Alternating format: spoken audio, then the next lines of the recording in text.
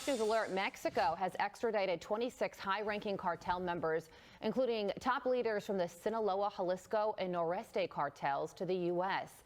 That also includes one suspect who is accused of participating in the 2008 killing of a Los Angeles County Sheriff's deputy.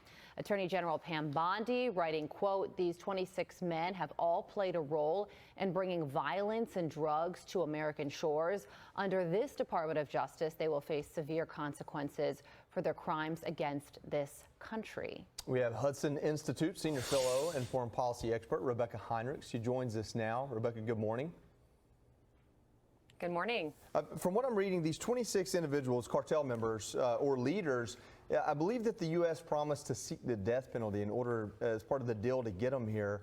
What's Mexico's, what is their incentive to send those folks here?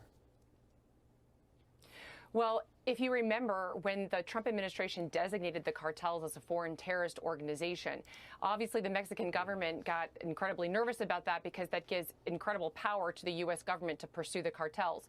So the Mexican government is now cooperating with the U.S. government because it does not want U.S. forces going into Mexico to take care of the cartels, which have been a direct threat and have been terrorizing Americans, in which this administration is clearly not going to tolerate it. So what I find encouraging about this is the collaboration now between the U.S.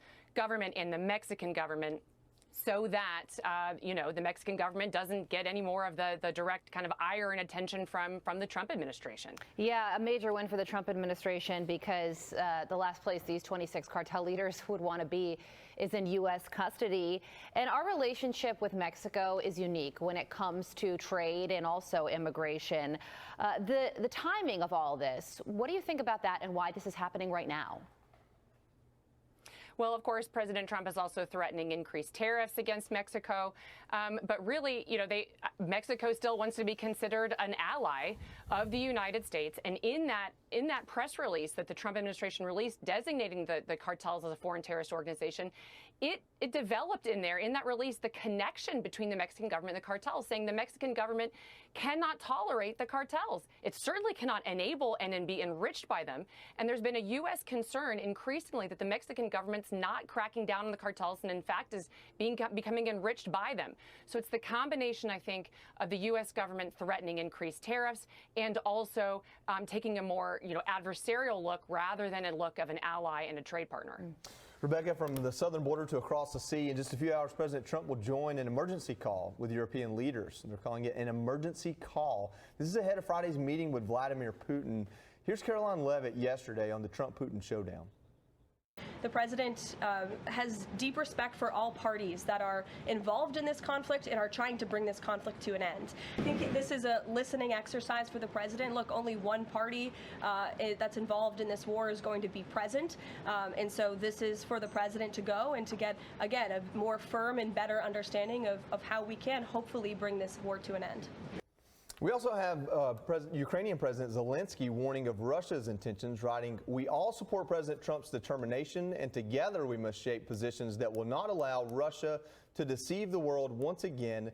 We see that the Russian army is not preparing to end the war. On the contrary, they're making movements that indicate preparations for new offensive operations." There's a lot to this. The focus on this phone call that President Trump has, I guess the German chancellor kind of headed this effort, and they want to get in front of Trump before Trump gets with Putin.